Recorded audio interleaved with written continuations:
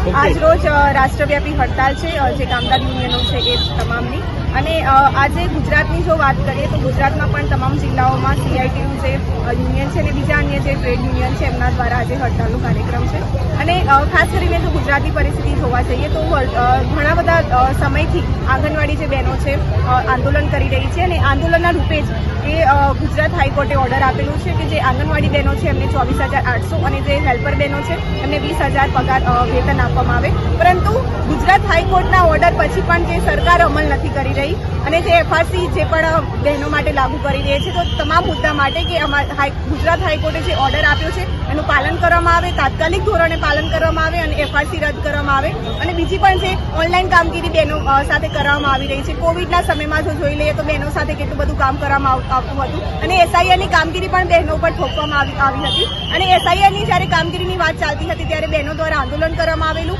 આ યુનિયન દ્વારા આંદોલન કરવામાં આવેલું, જેના કારણસર એમને કામગીરી ના સોંપવામાં આવી. તો જે ભૂતકાળમાં પણ જે સફળતાઓ મળી છે અને હાઈકોર્ટમાં જનારું પણ આ યુનિયન છે, તો આવનારા દિવસોમાં જ્યાં સુધી લાગુ નહીં કરવામાં આવે કે જે આંગણવાડી બહેનોને 24,800 અને જે હેલ્પર બહેનો છે એમને 20,000 જ્યાં સુધી વેતન નહીં આપવામાં આવે, એફઆરસી રદ કરવામાં નહીં આવે ત્યાં સુધી આ જે આંદોલન છે એ ચાલુ રહેશે. અને આંગણવાડી બહેનોની સાથે સાથે જે રાષ્ટ્રવ્યાપી હડતાલ છે એ જે નવું વીજ બિલ છે 2025 જે વીબી રામજી મનરેગા હટાઈને જે વીબી રામજી કરેલું છે તમામ મુદ્દાઓ સાથે, પરંતુ ખાસ ગુજરાતમાં જોવા જઈએ તો આંગણવાડીનો મુદ્દો સૌથી મુખ્ય છે. તે મુદ્દા પર આજરોજ હિંમતનગર ખાતે હડતાલ કરવામાં આવેલી છે આંગણવાડી બહેનો અને ત્રેડાગત બહેનો. શું નામ આપનું? મારું નામ સત્યેશા લીંબા.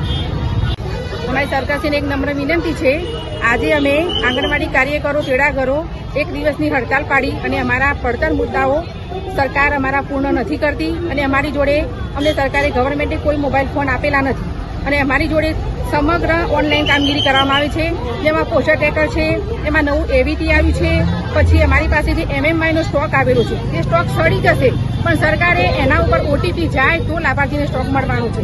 તો સરકારને આ બધું નથી દેખાતું અને અમારી બહેનો પર બહુ પડતું દબાણ કરવામાં આવ્યું છે, બરાબર. તો સરકારને અમે કહીએ છીએ કે અમારું દબાણ ઓછું કરો અને અમે ગવર્મેન્ટના ફોન આપો, તમારા પોતાના વ્યવસ્થિત ચાલે તેવા, ડબલામાં પડી રહેવા નહીં. બહેનોને વારી ઘડીએ રોડ ઉપર લાવો છો તે સારી વાત નથી. અને બીજું કે તમે સમય 9:30 કર્યો છે, બરાબર. સમયે જ્યારે એ વખતે અન્નપ્રાશન હતું ત્યારે જે અત્યારે એ નિદર્શન ભોજન વખતે અમારું 9:30નો સમય કરેલો, હવે નિદર્શન ભોજન છે નહીં અત્યારે અને અમને 9:30 કમસે કમ 10 વાગ્યાનો સમય બહેનો માટે કરો, એ અમારી માંગણી છે. બીજું અમને ઓનલાઈન કામ માટે પહેલા આપો તમારા મોબાઈલ અને જે અમને હાઈકોર્ટનો જે ચુકાદો છે તેનો અમલ કરો જલ્દીમાં જલ્દી. 6 મહિના પૂર્ણ થઈ ગયા છે અને 10,000માં તમે આટલું બધું પ્રેશર આપીને કામ કરાવો છો તે વ્યાજબી નથી. નોટિસો આપવાના, પગાર કાપવાના, આ બધું વ્યાજબી નથી.